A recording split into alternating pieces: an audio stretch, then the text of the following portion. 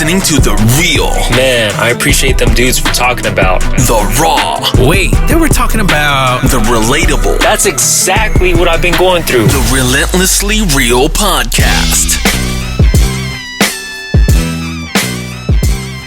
What's up, everybody? Welcome to the Relentlessly Real Podcast. We are finally starting it. Are y'all excited? Yeah. Excited, man. Yo, I'm so happy. We're finally doing this.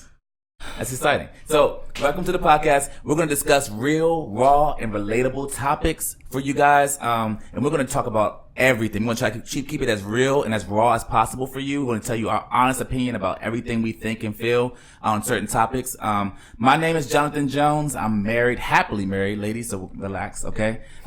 Married to my wife, Jovita Jones, and I have a little girl, my daughter, Jocelyn. And what's your name over there? Mike? Hi, my name is Mike. Oh, okay. Go ahead. This is Mike Williams here. Happily married as well.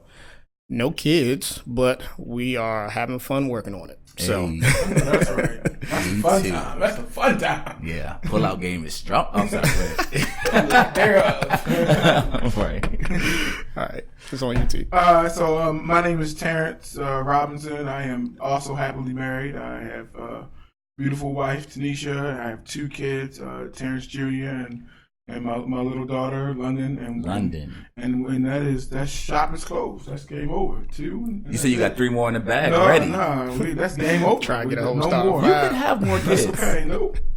Shop is closed. That's the one thing that we agree on immediately. We are done. Yeah. Shut it down. Having kids is exhausting. Yes, it is. We're going to talk about that too. Like, not on this today, but we're going to talk about We're going to talk that. about kids. Yeah, Kids are exhausting. Anyway, we're very happy to start this podcast. We've been talking about it. We've been adding things to social media and everything. So we're excited to see what's going to come of this entire topic. The topic for today is I'm offended. #Metoo. The questions that I'm asking is like, are we becoming just too like sensitive in this culture today? Like, are we becoming that culture? It's like, yo, everything bothers us. Everything's a problem. Everything's an issue. Like, no one is just like, everything's a problem. Like, we always have like, oh, you offended me. You bothered me when you did this. And so like, no one even knows how to act and respond.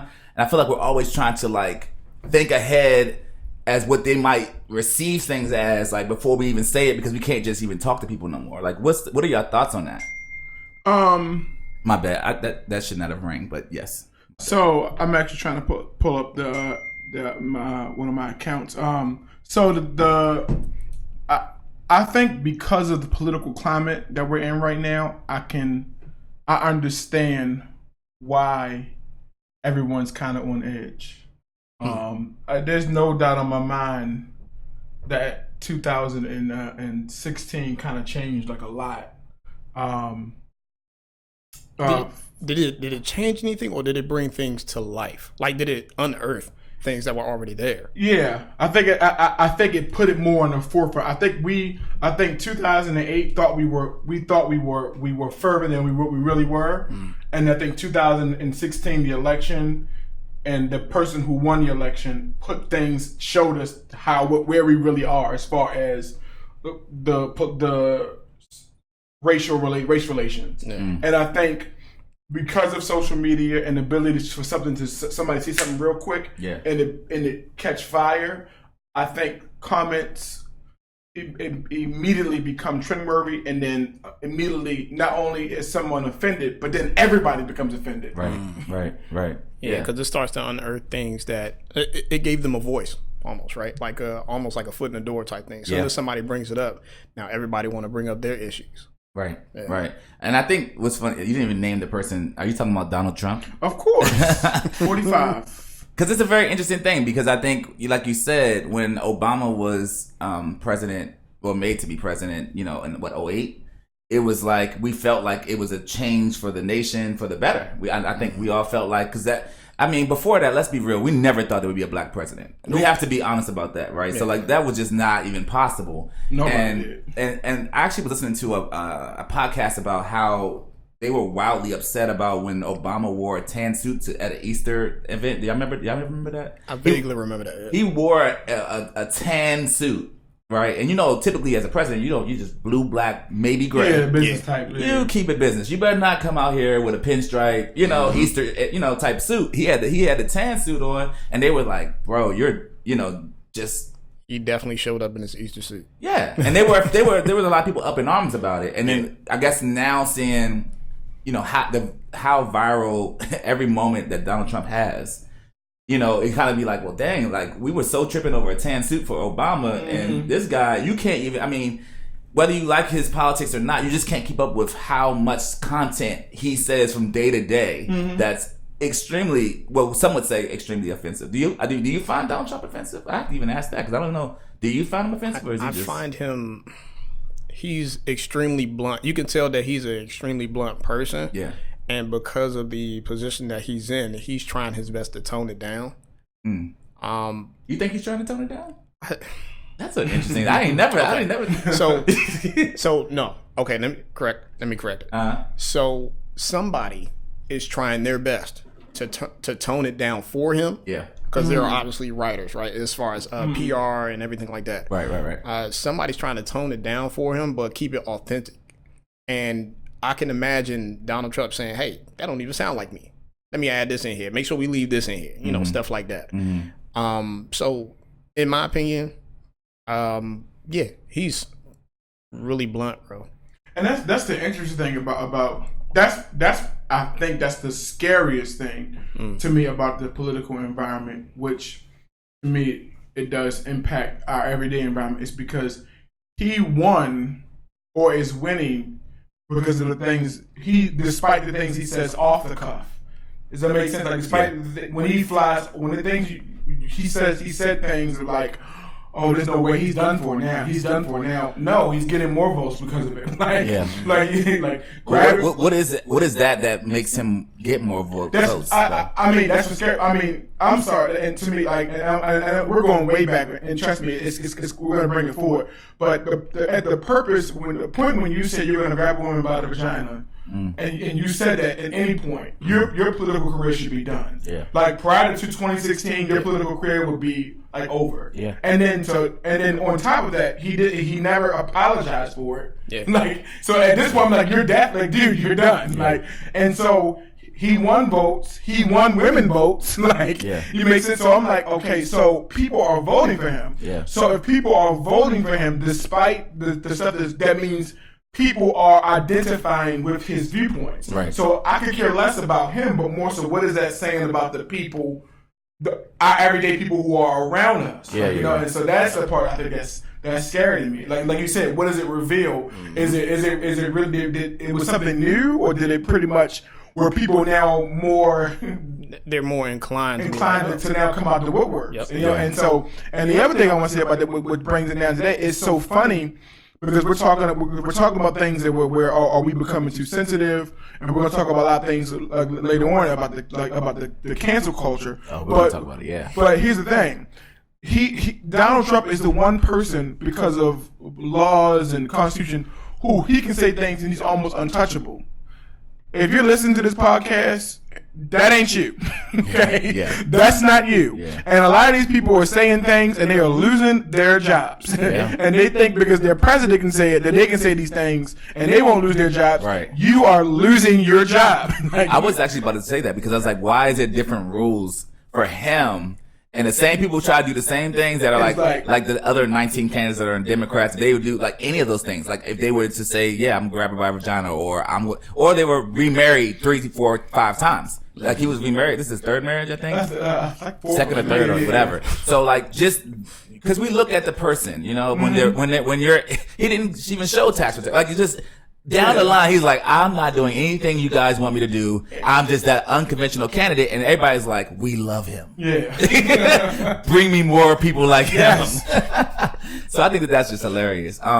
So you guys remember about a year ago when those 2 black men were sitting in Starbucks, drinking their coffee. Y'all remember that? Yeah. And, they were minding their business, and they were asked to leave, and the police came in. And actually made them leave. And they were asked to leave because of someone feeling triggered or whatever. And they were like, yo, I don't want them. They were just sitting there meeting to have coffee. It was just like they weren't customers. Yeah. They were customers. No, well, they weren't. They weren't buying. They weren't buying anything. They weren't buying anything. They were literally waiting on a business partner. Or something waiting to have a business meeting. Yeah. Now, at the time, at the time I was working full time, but like now I'm in Starbucks all the time. Yeah. That's like because I left my job or whatever. But in doing that, I'm thinking like, man, that could be easily me. Yeah. Because I'll just go and sit at Starbucks, start working, whatever. And someone the felt thing like, is, it's not just you though. It's other people that are doing it. So why were they the only ones pointed out?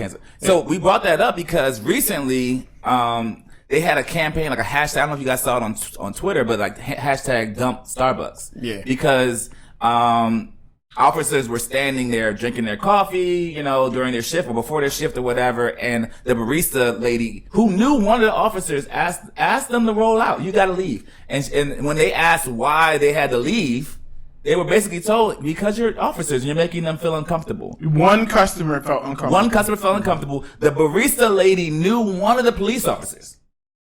Like he probably come in there all the time for coffee, whatever. And he's like, hey, Sheila, how you doing? Hey, how you doing? You gotta leave. You got to leave. You're making me feel uncomfortable. Yeah. I'm gonna go to a police station and look, hey, I'm feeling uncomfortable. All you guys here, you guys gotta roll out. As long as I'm in here, let me know how it works out. I need you to bail me out.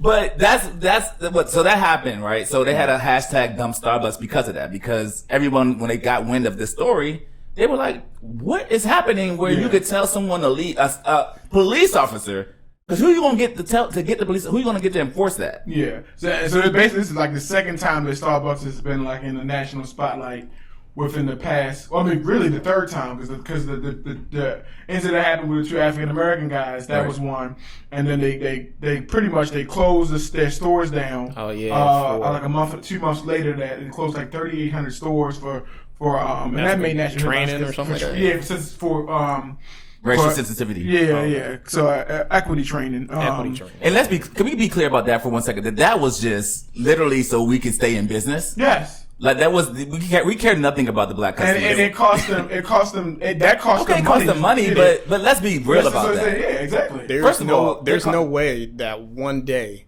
of training can change an aspect of like. Of course not. No. Of your whole cultural upbringing where you hate black people. Wait, was it the whole day? It wasn't even a whole day, right? Yeah, it was the whole day. It was the whole day. It was 1 day. It wasn't all their stores though, but it was the whole day. But just to be clear, their coffee has always been wildly overpriced. Now, I do Starbucks love you, so I will have coffee from there. But let's be real about that. Like that's already they're probably upcharging us by like $4 a coffee. They probably buy it for $1, give it to us for $5-6 for the brand. So I mean, they got to make money. So and that's what I'm saying. That's my point. So I'm like, to shut it down for 1 day, is that really even saying anything? So I'm just saying that was just cute of them to do. But yeah, and then so this is the third instance you were saying. And this is I guess what I'm trying to figure out is you all think because see, one incident was the police officers removing somebody. Yeah. And because somebody so customers were uncomfortable with the people being there. This incident, and so the police officers got a lot of backlash, and so did Starbucks. This time, somebody felt upset or felt uncomfortable with the police officers. So this time, like, I don't know if the Starbucks employees or the Starbucks manager was like, well, you know what, let's ask the police officers to leave so that way we don't end up on the news, but still ended up on the news. Like, it makes sense. Like, it's like, so a lot of this is everybody pulling the trigger because everybody is too sensitive. Like, well, for this particular topic, let's go back a second. For the black guys that were arrested or removed, right after the day was said and done, police officers ruled that there was no evidence of them actually committing a crime or anything like that.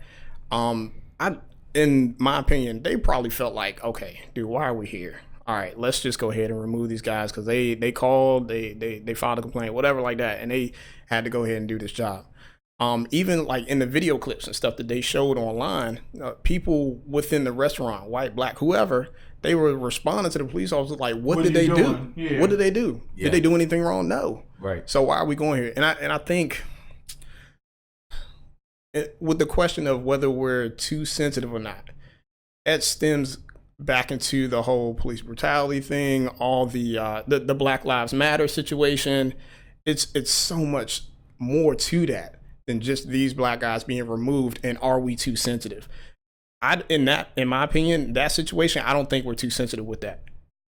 I agree. Yeah, I agree. So, but so bringing it back to these two. I mean, so I know. So Starbucks issues an apology to these police, to the whole. I think it was Arizona, to the police department.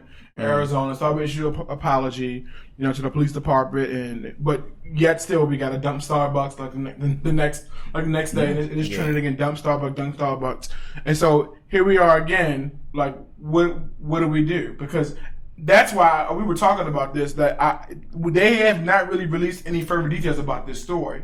But I want to know. I do want to know more about the people. Like, before I can have a further opinion, I want to know more about the one person who had an issue with these police officers before I can make an opinion on, do I really have a problem with this person feeling uncomfortable? Because if this person was a criminal and had some records, okay, then what are you feeling uncomfortable? Exactly. You got you got warrants. So much You know more to the what? story. I mean, I didn't even think of it like that. And I'm glad you said that, because I was looking on that story to see if that person was white or black. Yes. And if a person was black, and I'm not even trying to be funny in this, like, I can understand why a black person would feel uncomfortable. Yeah.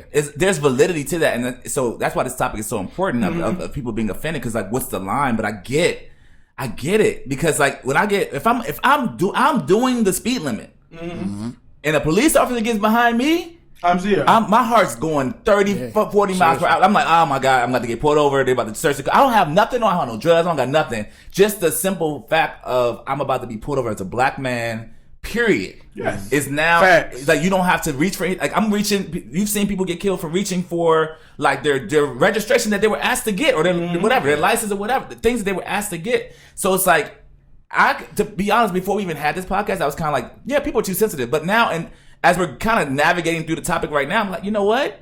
I can understand why somebody be triggered. But is there triggering saying leave Starbucks? Is that really a valid situation? Is what I'm saying. Like, I do have a problem with that. I do have a problem with them asking them to leave Starbucks. Like, really, like, people don't ever hit me, and they hit me right now. I do have a problem with them asking us to leave Starbucks. I have a problem with that. I don't have a problem with someone being triggered, like, Yeah. But I think my issue is if I'm triggered, I remove myself. Like, you see what I'm saying? Okay. Like you don't work there. You're the customer. You're the customer. You could just remove. I'm just going to leave. Like, you could just remove yourself. Like, at least that's my mindset. But we've gotten. You know what? It's not even we've gotten to that point. We've been at that point. Yeah. Like, it's just, we're now getting to the point where stuff is being put into the media so often, just because of, like, social media, the opportunity to be able to put things out on the internet, video, whatever. Like, all these things are available to us now to be able to put it out there where people actually see the stuff that's been going on for years. Yeah. This ain't nothing new. Nothing new. It's just the technology has changed. That's it. So that I mean, that's a whole nother critical point, though, right? Because technology has made it so we see everything. Yeah. And even to the point where people are on Facebook and they're like showing a live of somebody getting killed. Yeah. Like, it's like in an environment, and we talk about our kids or whatever, going to be having a kid or whatever in life. Like, you know what I'm saying? You're going to, like, what will that be like for my daughter, for your daughter and your son and your potential kids? Like, what would that be like for them in a climate where they see everything? How do you even shield your children from seeing certain things before their time? I know we might be skipping around a little bit, but even, like, going into what was the movie that just came out? When They See Us? Yes. When They See Us. Oh man, like, that first episode, like, me and my wife cried. Like, Together? we cried after watching that. Y'all cried together? Seriously, man. Seriously. I did not. And I think it's just because of where we are with I saw the movie. Okay. Yeah, just where we are with children and our journey. Like just thinking, like, the things that we have to think about to train our kids, to tell them, like how do you guard them from that? Yeah. You know what I'm saying? Like, we can only do but so much. And that's why it's so important, man. Like, you gotta stay prayed up out here, not just for yourself, but for your kids, and for God to be able to give you that discernment to be able to speak to them about certain topics. And with that let's do another question, because again, we don't know any facts about the person who was in Starbucks. I was talking to John about this. The person could have been Hispanic, and maybe they felt triggered because of the climate that the president is brought in of being deported. And and I don't know if you all saw another trending topic, but Donald Trump has now just asked like all agencies to hand over any information about citizenship. And I currently have students who are in fear that their parents are going to be deported. Because like every agency that is federal government agency now has to turn over anything. Yeah. So it used to be just the census. So this is a big deal. It used to be just the census, but now it's every agency. Yeah. So that includes Social Security. That includes the colleges. That includes if you're applying for federal loans. Right. Has to turn over citizenship information. So if the person could have been Hispanic, it is in Arizona. It's a border state. So they could have been Hispanic. So they're triggered. Like they felt uncomfortable. Like who knows? So I have all these questions. That's why I want to know facts. But so we are talking about a lot of different things, and I love that we are, because I think it kind of unravels into something else. Mm-hmm. And when you're talking about your kids, you seeing it firsthand, that's kind of the problem. Is that most of us don't experience. I don't have nobody that is about to get deported in my circle, so my frame of reference of caring is less. Because you are in and around it. Yeah. You are like, yo, I got a child that has parents that are scared to get deported. That lack of empathy comes from lack of closeness to it. You know what I mean? I think that we got, because that kind of reverberates to a lot of different topics, and we're going to talk about those topics later on in more broadcast podcasts that we have. But even talking about homosexuality and transgender and all that, like those topics have a global view, or you have your own global view of it. Then you have your own okay, now I have a friend or I have this or that's going through that, and it kind of makes it real for you. And to me, it's like that for this particular topic of deportation, I don't have nobody that's real for me, so I don't even think about it, care about it, nothing. You, on the other hand, who's my brother, you are in and around it, and you're like, man, whoever is about to get deported out here. Like it's a real thing for real people that deal with it in those close proximities. So I mean, I think it's a good thing to talk about. I think this entire conversation of social sensitivity, Starbucks is trying to, I guess, they're going to have a problem going forward. I think everybody wants to do something. They want to start something at Starbucks. It's like the on and popping place to go and be like, I feel some kind of way about something. So that kind of stems into my next topic, talking about the advancements of technology, right? And our ability to be able to put things out on social media and make things more visible. We got to know more context with the stories that come up. Right. So all we know is whatever the media puts out there or allows to be put out there, whether it's a certain clip from a video. It might have been a longer clip. Right. It might have been a longer clip that exposed a lot more that was going on. What started the whole scenario, even with the guy with the short man's complex, whatever. Right. There could have been something that started in the beginning of that caused him to get to that point. But all we seen was that clip of him going off. Right. And some people got alternative motives to that. Even from from getting viewership and stuff like that, getting likes, whatever. Thinking about even the newscasters, they looking for the hottest thing out there right now. And for the past few years, what has it been? Police brutality, right? Sure. So now they're putting out little snippets of things. Oh, we got another black man that's been either abused, that's been wrongfully accused, that's been killed or whatever. And we don't know the whole story. What caused them to get to that point? And not to say that, this justifies those things happening. No, these things are wrong. But we also got to take into consideration what else is happening. And from the police officer's perspective, right? Yeah. So going back into the Starbucks situation with the police officers, like you were saying, what caused that trigger for that customer, or what transpired prior to that situation even happening where they asked them to leave because they made a customer feel uncomfortable? That's good. Yeah, I have no idea, but I do understand what you're saying. Yeah. That transitions us to another topic. We were kind of thinking about the whole Metoo movement a little bit. And to be honest, I got it when it was, when they did it, I was like, okay, hashtag Metoo. I didn't even know the person that was originating the whole Me Too movement. And I had in 1997, it was Miss Burke.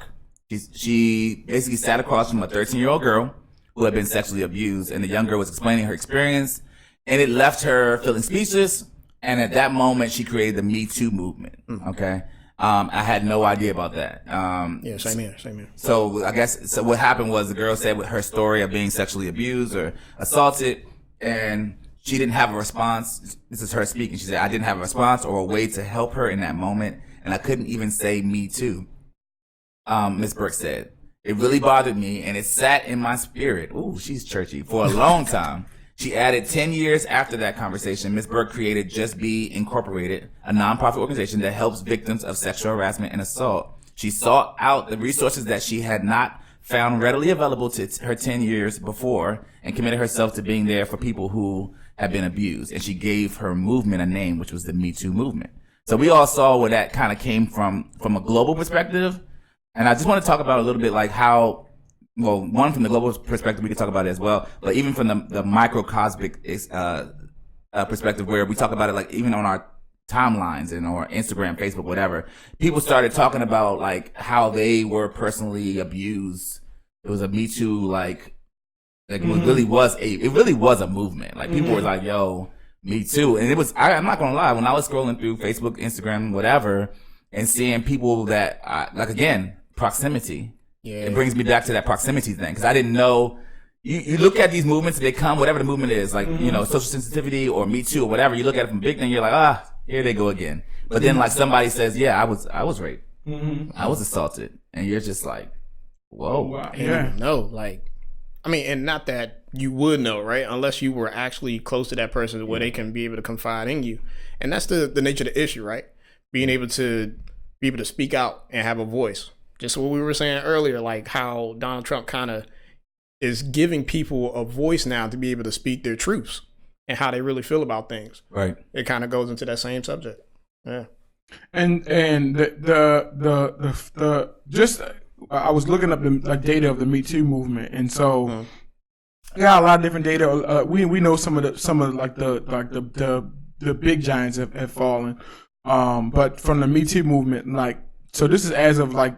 So I'm gonna give you some from as of just of October of last year, but 201 major powerhouse men have lost their jobs, and almost half have been replaced by women. And so John was talking to me, and I was talking to Mike about like the Me Too movement, and as the historian me said, this is really the Me Too movement comes because of the issues of like dominance. Like even reparations is about black men, is about blacks not having like the political power or the economical power. Yeah. What the Me Too movement is almost, even though it is about rape and sexual harassment, those occur because women did not have the political or economical power. And so we're talking about some big name people, Harvey Weinstein being one of them. Like, you know, he's being the main, really the main one. We know about like R. Kelly. We know like that's, he just got arrested the other day. Like, you know, so he's facing state and federal like charges, you know, and so he's a big one. Kevin Spacey is I mean, he lost his host. That's my favorite show too. Like House of Cards. He lost his whole spot. And he was basically replaced, on House of Cards. Several politicians, there was one politician, he was one of my favorite Democrats. So this is, and the misconception is this only happens to Republicans. No, there's some Democrats that's going down too. Like, there's some Democrats that's going down with this Me Too movement as well. Yeah. And so, what I think is the reason why I brought in the second stat about that, data about that, is about the being replaced. Like, so Al Franklin was the one I was looking at. Al Franklin was the senator, U.S. senator, very popular, he was very like, you know, against Donald Trump, you know, very popular, like prominent Obama supporter. He had to resign because of allegations, like, you know. And so the reason why I brought that up is because I think it is a good thing that they are being, like, that most of these positions are being replaced by women. Because what it is it is a transfer of power, and it kind of, it's not about giving it, to me it's about equality. It's like reparations. Yeah, it is. It's really reparation. It's about equality. Yeah. You know, and it's about leveling the playing field. And so I was talking to a friend of mine, and what we're saying is, so some of these are just allegations, and some of these, like, these are not saying that women were raped, but they were sexual harassment. They were like, and what it is she brought up the word like rape culture. And I was just like I wouldn't have gone that far, but my thinking kind of twisted. She was like, well, when you talk about power, I want to say the word right. Misogyny, chauvinist, like those things lead to rape culture. And even though you might not be a rapist, but if you create the environment to allow for rape culture, that's how the sexual harassment and everything takes place. Yeah. And those exist when there's not a balance of power. And so that leads us to the article that I shared with John and them the other day. And I'm just gonna read you all basically what happened. And so basically, there's this guy. This is like kind of like breaking news. There's a Mississippi Republican who was running for governor. So I want to know what y'all think about this. There's a Mississippi Republican running for governor, and so he's in Mississippi. This is the Deep South. He's Republican, and he's married. And he was on the campaign trail. So, and he basically saying he refused for a female reporter to spend a day with him on the campaign trail, to be alone with him. And he said he stood by his decision to insist that the reporter, whose name was Larison Campbell, must bring a male colleague if she wanted to do a ride-along with his truck, because he just wanted to keep things professional and avoid a lot of opportunities where it would have been an awkward situation. What do you think about that? I think that's 100% valid. 100% valid. So Sorry, say more. I feel like that was the political correct way to say, hey, I don't want no problems with this Metoo movement. Bring a guy in here. That way we're all on the same playing field. And I got a witness that I ain't do nothing crazy. I think it looked like that. I love it. Yeah. I do. Because I'm like, bruh, look, in this culture right here where people are like, he did X, Y, or Z. Mm-hmm.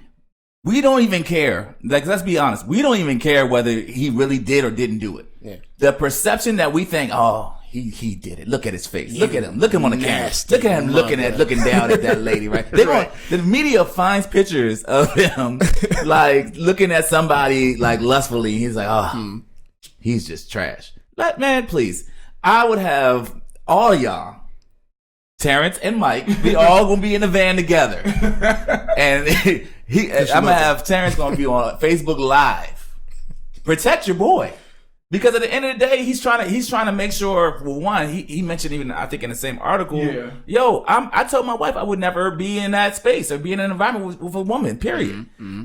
That's, to me, I'm glad that he did that. Because I'm so tired of culture or what we're trying to say is a new wave or whatever. Mm-hmm. It's like, oh, I can still have my own stance. I can still have my own opinion. I don't got to go with what the majority says it has to be. Mm-hmm. Y'all say it has to be that. I don't care. I don't want to do that. Mm. And that's what I feel like we're becoming that whole, if you don't agree with everything I feel, then whatever, you're bad or you're this. No, I just don't agree. And it's okay not to agree. Mm-hmm. I want to have this dude sit in the car with me. And you're a woman, and you could easily say something happened, and it could ruin my chances of keeping my job or ascending to a higher position. So, and my marriage. So even in the portion where he had mentioned, he told his wife he wouldn't be putting himself in a situation like that. That even speaks on his morals too, and what he carries within his household. Like, forget the politics and stuff like that. I'm gonna respect my wife enough to not put myself in a situation like that, because if something does blow up, that not only affects his image, in the public, but that affects his marriage too and his home life. No, he better not come up with no scandal later after. If he does, that just wouldn't be. I can't stand behind him anymore. Now, the only because I think Mike Pence actually has the same. There are a few politicians. I was doing this research. Yeah. They have the same stance where they won't. The only issue I have with it, because I actually kind of agree with him. I'm okay with him saying that. The only issue I have with him is, be honest, believe it or not, is him saying that the other person had to be a woman. Had to be a man. Mm. I think it should, because to me, I think that's still, then there is still the issue of dominance. I think it should still be, I just say it needs to be a third party.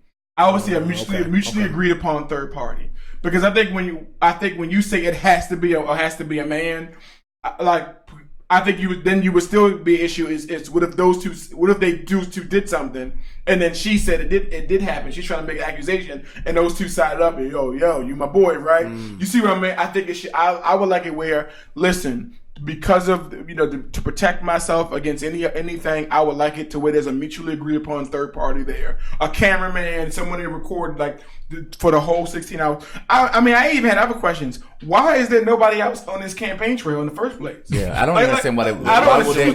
Does that happen? Will you just be one on one with a reporter? Is there not like a 16 bus? hours? Like, it's a bus or something. Like why? So I just want that's my only thing. I think instead of saying that it has to be a man, just say a mutually exclusive, agreed upon third party. But you brought up a good point because that's like, and this is going to be controversial. This is not my opinion. So Man, say what you feel. Don't you don't care. We're keeping it real it's raw. Not relatable. my opinion. But this was actually written by a woman. I want to say she was an actress in France. And so this was published in the New York Times, and she's actually wants to bring down the Me Too movement for the same reasons we were just talking about. She was saying that rape is a crime, but insistent or clumsy flirting is not a crime, nor is gallantry nor is gallantry. Gallantry. What is that? It's kind of similar to what she said. The next thing, chauvinist aggression. It's not a crime. So, but I agree that it's wrong. Dated Monday. As a result of the Weinstein affair, there has been a legitimate realization of the sexual violence women experience, particularly in the workplace. I agree there. Right. Where some men abuse their power. Totally agree there. It was necessary. But now this liberation of speech has been turned on its head. They contend that the Me Too movement has led to a campaign of public accusations that have placed undeserving people in the same category as sex offenders without giving them a chance to defend themselves. You stop banging on the table. I'm sorry. Without giving them a chance to defend themselves. Passionate. This expedited justice already has its victims, men prevented from practicing their profession and punishment, forced to resign, etc. While the only thing they did wrong was touching a knee, trying to steal a kiss, or speaking about intimate things at a work dinner. Just so we're clear. She's like, all they did was touch his upper upper leg. Girl, I emphatically disagree with her points. So there's 2 points I want to bring about her counterpoint because to me she worded her counterpoint wrong. Yes, those things are still wrong. I think that's inappropriate. Let me be very clear. It's wrong. But but it's not. Okay, so to me, and I'm gonna push back. It's not a matter of right or wrong, in my opinion. When I've dealt with women before I was married, whatever, like when you just, it's energy. Yeah. It really is it's an organic energy that you feel. Now, I think some people misread the energy, which can still happen even if you're like, if you're like a regular person that just, you just flirting, you thinking she wants you and she's like, I'm just nice. I don't really actually want you at all. Or I'm gay. Whole time you're like, we're about to hook up. So you're misreading signals, you know what I'm saying? And I think in this culture right now, it's like it's wrong or it's right. It's not a right or wrong thing. It's flow.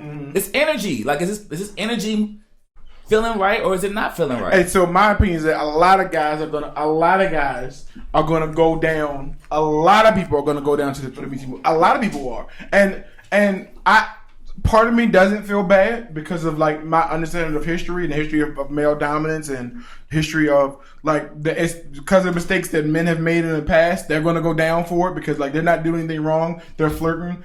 The only thing I do feel bad is when the woman is flirting back and then the male is flirting back. But and then the male gets in trouble. So like my only thing is my only thing is which is why I agree with the guy. Like at this point in time, you should not just don't even do it in your workplace. Like to be honest with you, you need to take everything. If you should pay attention to what's going on in the workplace right now with this Me Too movement. If you are a male in that office in any business at all, you need to just listen. Don't even look. Don't even look.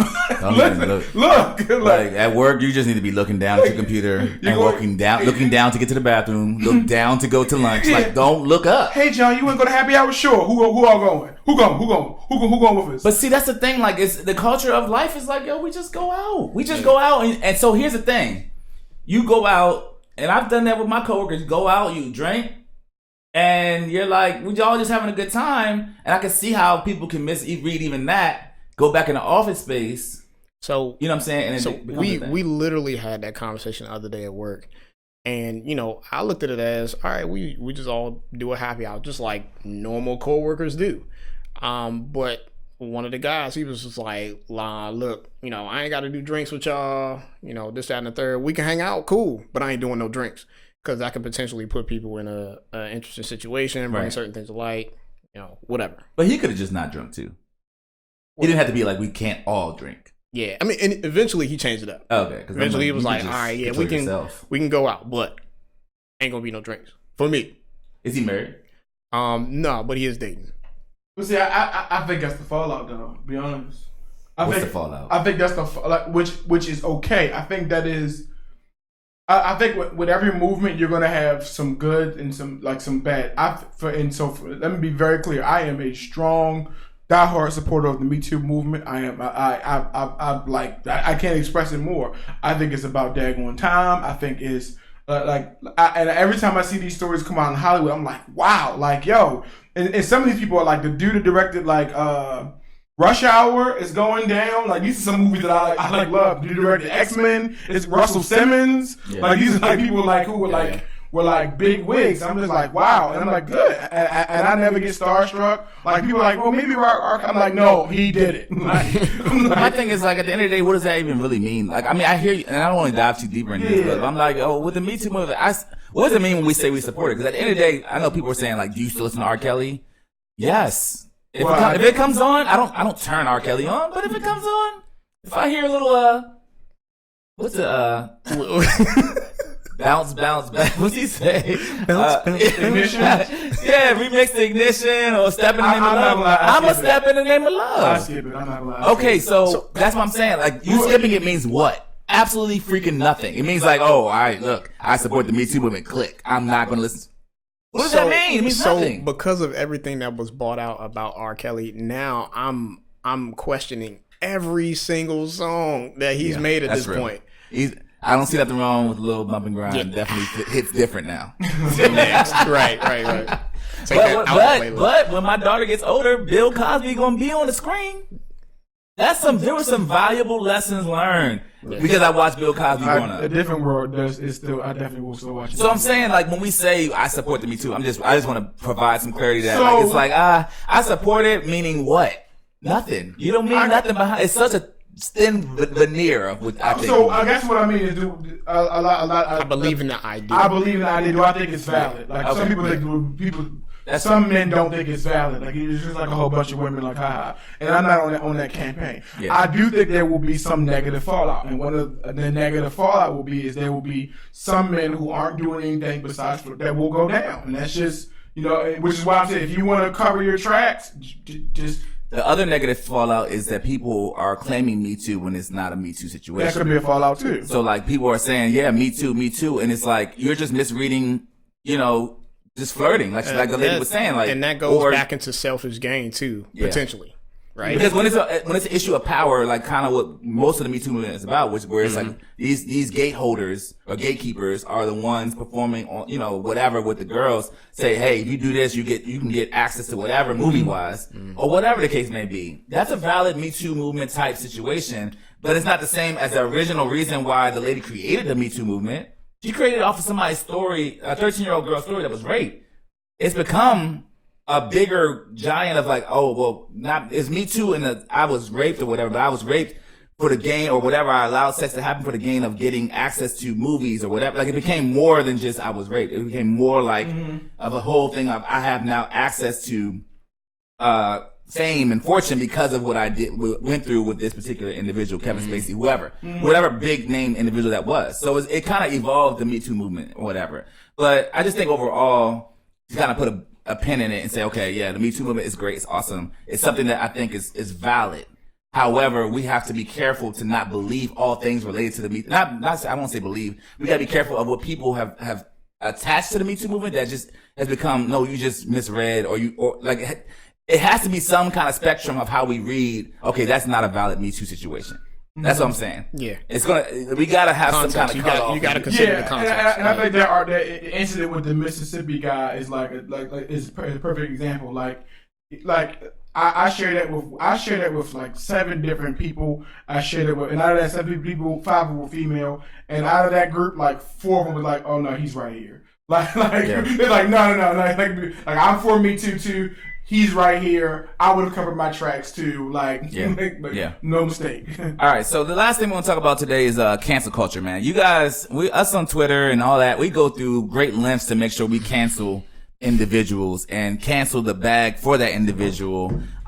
Very much so. We're very adamant about it, right? So you guys remember, when they almost canceled Kevin Hart, right? When Kevin Hart made his comments years ago on Twitter, but it wasn't recent. It wasn't like he said it a long freaking time ago, and they brought it all back up because he was about to host the Oscars. Okay, so he about to host the Oscars, and it's just like, yeah, bro, we went through your Twitter feed, and we saw that you said this 15 or whatever, however many years ago, and we're offended again. We're re-offended. So like, what the freak is going on? Like, yo, like, and he has clearly not been that individual for however long, right? So, and they were trying to cancel him off of that. But that was a obviously not valid situation. But so you guys remember we talked about earlier today, like the When They See Us like movie, and y'all remember Linda Fairstein? She got canceled. Yeah, like they was like, look, lady, chop legs from underneath. Yeah, you're done. Yeah, don't think about another. You don't even need to think about another book. You don't need to think about another movie. You don't need to think about nothing. Your life is over. And I was like, okay, so cancel culture is cool and all, but for the guys that went to jail for that, and like, let me also say, I didn't even know when I was watching that movie that it was real. Oh, I want to throw something at you. I know you do, but I swear on my life, bro, I was like scrolling through Netflix, and I was like, oh, this looks like a good thing to watch. I really want to throw something at you right now. On my life, I watched They should have said based on a true story at the beginning, which they didn't do. Are you on social media? I am, but I never heard of the Brooklyn Five. But that's okay. No, don't get him out. No, okay. No, because I think we've done with this whole story about the Central Park Five. That's what it is. Central Park Five. Yeah, Central Park Five. What we've done, we're starting to shame other black people that don't know what happened. We're starting to shame them now because you should know this and this, that, and the third. No, I mean, if you genuinely why y'all so mad about it? Yeah, don't get mad. It was really. Big. I wasn't even. You wasn't alive. Well, you was alive. You were alive too. You were like 30 then, though. Yeah, it was big. It was really big in New York. Yeah. I mean, I knew about it because of the election. It was really big when Donald Trump was running for president. Okay. That's when it really became. So wait, it resurfaced when he ran for president? I didn't even hear nothing about it. Because he was speaking up about it. He bought the ad. He bought the ad. Yeah. Yeah. So that's when. So when his racism, that became evidence of why people believed he was racist because of that whole scenario. So with that being said, they basically was like, look, Dutton, who I guess is a publishing company, they were like, we're going to release you. This is for Linda Fairstein. We're going to release you. She resigned from her positions on the board of trustees at Vassar College and on the boards of directors of the charities God's Love, We Deliver, which is how are you on a board called God's Love, We Deliver, and you don't even believe people are innocent ever, like when they tell you they are. And then it says the nonprofit Safe Horizon. She basically was just resigned from all of that. Her agent, ICM Partners, also dropped her. So my question is this, and I think it's a pretty valid question. Like, I mean, cancel culture is valid, and I get it. I understand, whatever. But at the end of the day, should we be able to control people's pay, their income, their livelihood? And I'm not saying I have a heart for Linda Fairstein, so relax. All right, everybody on social media, but I am saying, like, should we be canceling their bag, cancel their income, cancel their money with the cancel culture environment? Like, I mean, because the damage has already been done for the 5 men. They've already lived their lives without their families and been in those situations in prison. Like they perfectly say. I mean, can we just say real quick, When They See Us was amazing. Yeah. In terms of like shout out to the director. Is it Dover? Devernay. Devernay, yeah. She's dope. She's amazing. She's dope. I love, and like one time we got to like honor it, like just like people that are dope in culture, like that. Everything she's made because she make I don't forget the other one she does with like they're on a farm. I should know this because I love that one, but I'll talk about it later. But yeah, like everything she does, everything she touches is dope. And I think the way she she put you in that room. Yeah. She put you in that cell. She made you feel what they felt. I didn't cry like you and Renee did, but because I didn't know it was real. So I honestly think I would have handled it differently if I had known. Yeah. But even aside from all of that, I just really wonder, like, yo, are we getting too into people's lives? Like, she should, in my opinion, she should be prosecuted. Like, or like she should be like in jail herself for like somehow like mismanaging her position. But stopping her from any future deals, to me, it's like, counterintuitive. I think cancel culture is a means of when the system doesn't work. So we can sit back and say, "Oh, let's take her to go ahead, let's prosecute her, let's go through the court system." But there have been so many different issues in the past, specifically the what the whole story is about, the Central Park Five, where the system did not work out. Right, it didn't work out in whoever's favor. It's called Queen Sugar, by the way. Gotcha. So cancel culture is a means of being able to go beyond that and really get results. Yeah, I love that. That's really good. I'm for cancel culture, and also the other lawyer. You say you're for cancel culture? I'm definitely for cancel culture. Okay. Elizabeth Lederer definitely, and also the other lawyer. Had to resign too because they were. I was wondering about her. Yeah, I didn't hear. It anything. Wasn't as quickly because of the way the movie portrayed it. Yeah, and so let me back up. So, and let me see why I know that because you'll get to know if you don't know me. I'm like into movies and television shows like that. Oh Jesus! So I saw. If you thought the Ava one was bomb, I saw the actual documentary maybe about a month and a half ago when I knew the movie was coming out, and so. I saw a documentary one that was made. It's on Amazon Prime right now. Yeah, really, really dope. They had all the live footage, all the actual interviews, everything. Yeah, and that's when I knew about it. So I really wanted to see this movie coming out. Right, and I was already angry back then. so I wasn't too angry when the movie came out because I already knew the story. And so they portrayed the other lawyer as not as being. As how she was. As like being a little bit like nicer. And I'm like, that's a lie. Like, wasn't that way. No. So she lost. She got canceled too. Okay. I'm for cancel culture. I think you should stop using your. It's just a boycott. It goes back to like yeah. It's like, but it's through social media. Yeah, and it should trickle down. It's the only power I think we have. The power of the purse and the power of the pen to me is like. So. Oh, your purse. The power of the purse. Oh, the purse. Your place of your purse. Yo, if we cancel Starbucks, I'm going to cry. Not cancel like fully. I did want them to take a hit for the two incidents. I think they should. Like I hated the first one. I hated this last incident. Like those police officers should not have been asked to leave. Like I don't agree with that. Like makes sense. Like I don't agree with that. Yeah. But I mean, in situations like that, because it's a franchise where it's customer service. Customer comes first, right? In spite of anything, everything, customer always comes first. I think in that instance, that was just too much first. So. It was. You're not the only one in this restaurant. Yeah, they're like, sir, you can leave. Yeah, like you have the full freedom to get your ASS up and leave. You think you could? Y'all think they should cancel Buffalo Wild Wings? For what? What happened? Oh, so if y'all don't know, this happened relatively recently.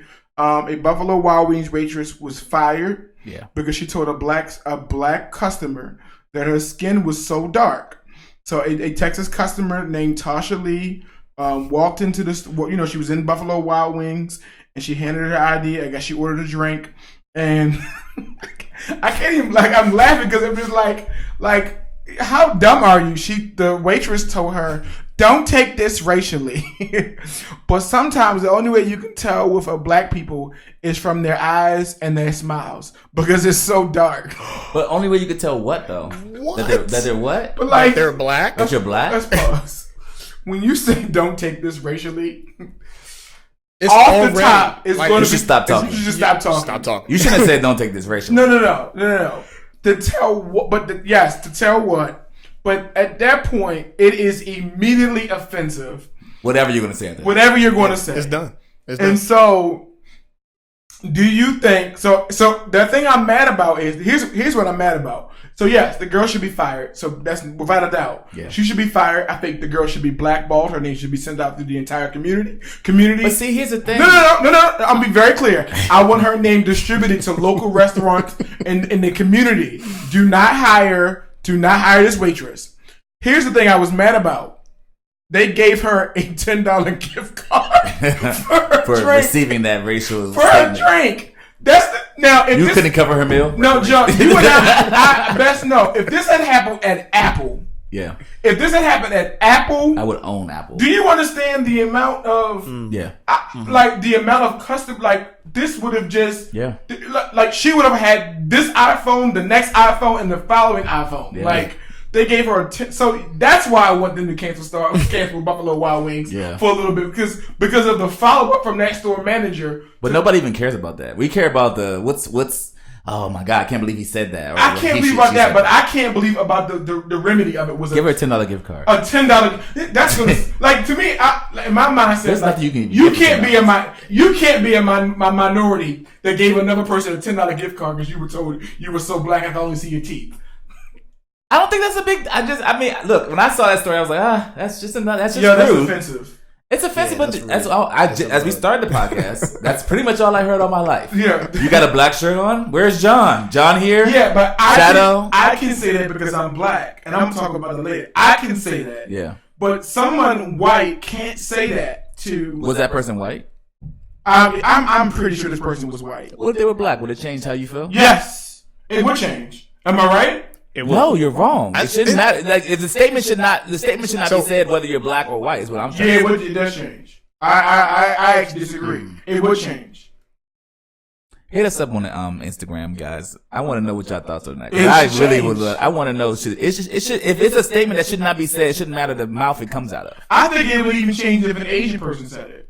You would laugh if you would laugh and leave and be okay. I think it would be different. Here's the thing. Because you would take an understand. You'd be like, "Yo, I understand. You're Asian." That's what, no, it's okay for you to say that. What kind of? I think because of the history of blackface, because of the history of racism. Yeah, but it doesn't mean that they whoever that white person knows of all those things. If you don't know how they were culturally raised, you don't know. I agree. And unfortunately, sorry, like that's not my problem. From a professionalism standpoint, there should be no reason why you should make a comment like that in the customer service realm. Right? I agree, but let's not act like in customer service they don't teach you to try to have some kind of like bond created. Now, hear me before you laugh. Maybe it wasn't the best initial bond, but like we don't know. Like you know when you're like a waiter, right? And you're like you create that initial thing. You got your flow. Like, God dang! This is his first podcast, guys. So funny. Like you create that. You like, all right. You know they're gonna get your drinks. They're gonna take your order. Whatever they leave, they come back. You guys are having a vibe. You vibing with the waiter. You're cool. You're cool now. Now we're friends. Okay. Then she come back and says, hey, "Oh, let me see your ID for the drink, by the way." And y'all already cool. We are. Oh, God, you're black. I can't see. The NBA let you do this like you wouldn't be like no, John. It's okay. It's okay. We're friends now. No, like I feel like what? I just think about like because as an educator, like I have teachers and you build rapport. If a teacher ever said that to build rapport with her students, like the media will be in it the next day. What did you say to that kid? Like, what? Okay, so we can agree that maybe she should not have said that to the customer that was. She shouldn't get a job. It doesn't say the sex, does it? Several different things to say in the Rolodex of things to gain rapport. Other than that, they should have a thing which you shouldn't say. You probably shouldn't say anything about their skin color. Probably should. We have to bring up UCLA girl. If you could hit us up on Instagram so we can share that video of that UCLA girl from years ago who talked about the Asians in her library and all on YouTube and had to quit because she said some things about Asians. Like you can't say it. Y'all are just wildly sensitive. That's how I feel. What's too sensitive? Okay. You're right. So today we talked about being sensitive, being all in your feelings. We talked about cancel culture. We talked about the Metoo movement and how the Metoo movement has become something that has been kind of amazing to watch, culturally on a smaller level and a bigger level as well. So we close out our segments with the real talk, and Terrence is going to do our real talk for today. Hit it, man. Okay. So what are we talking about here, people? What are we talking about?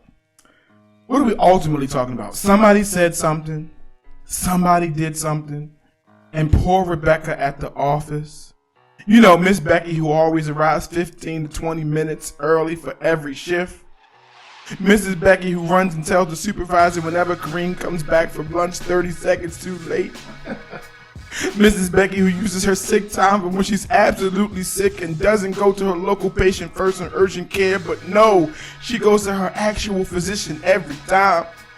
You know Becky, who was not your supervisor but always try to tell you how to do your daggone job. Yes, that Becky. Somebody said something and Becky was offended, and now Becca, she wants justice, and when does she want it? Well, she wants it now. Now, I hope you can infer through my tone and my sarcasm and my use of stereotypical attributes such as white or black names and behaviors that I am inferring to different races. Having gone through extensive equity and diversity trainings and coaches, and having worked with the educational system, which, by the way, is systematically not equitable, let me tell you that when it comes to communicating, race matters.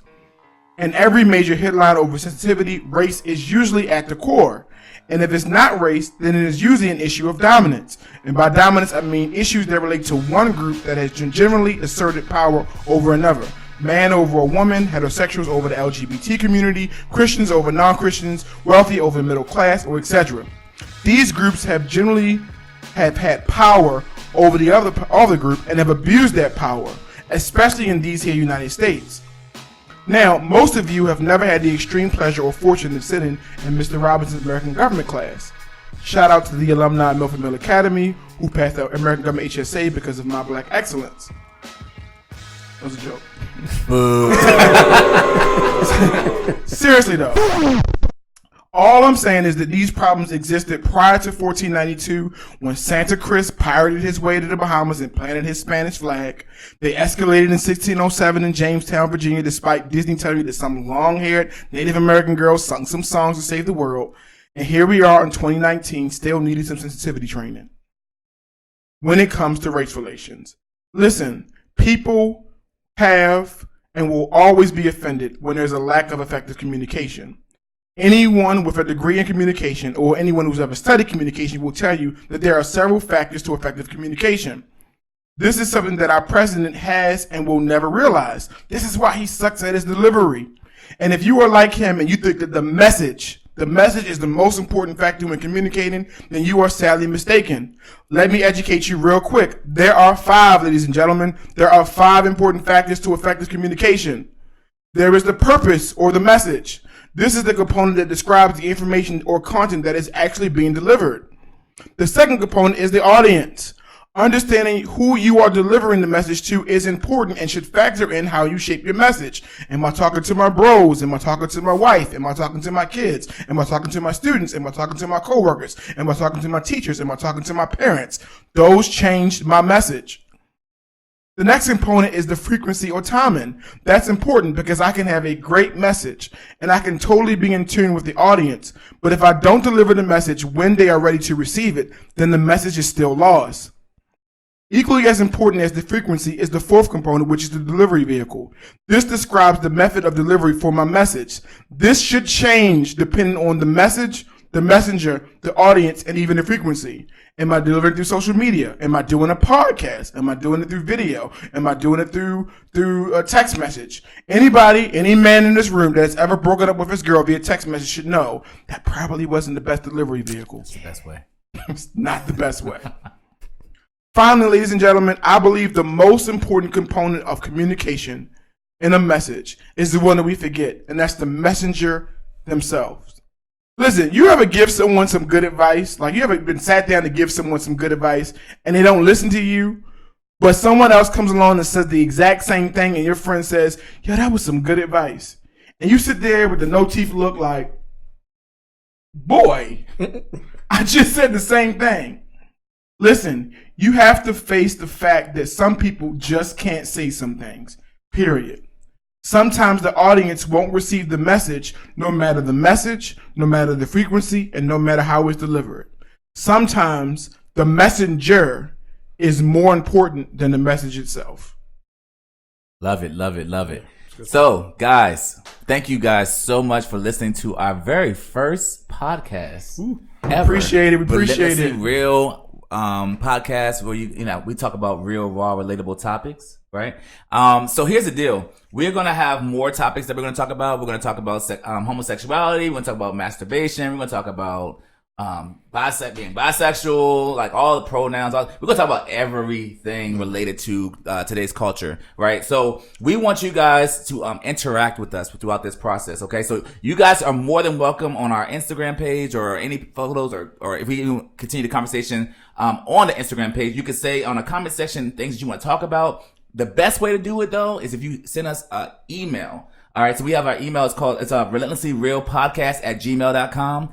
If you guys have topics that you want us to touch on, we're going to talk about everything. We're going to talk about marriage. We're going to talk about kids. We're going to talk about Jesus Christ. We're going to talk about everything we could think of. But if you guys have certain things you want to make sure that we hit, please just send us an email. Again, it's Relentlessly Real Podcast at gmail.com. Send it to our email and we'll try our best to touch on those topics, especially women out there that may have questions about things that men are thinking.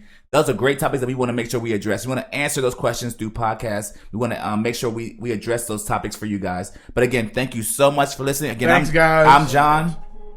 I'm Mike. I'm Terrence. And you've listened to Relentlessly Real Podcast. Peace.